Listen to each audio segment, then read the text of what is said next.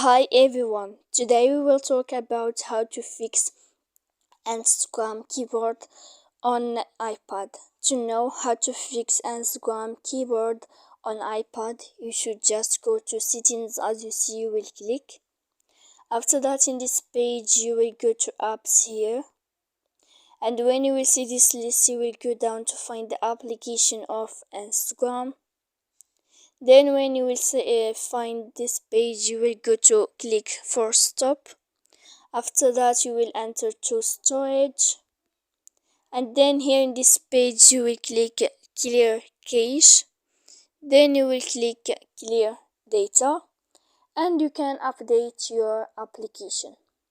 So please don't forget to support us by like and subscribe. See you next time in another video, and thank you for watching.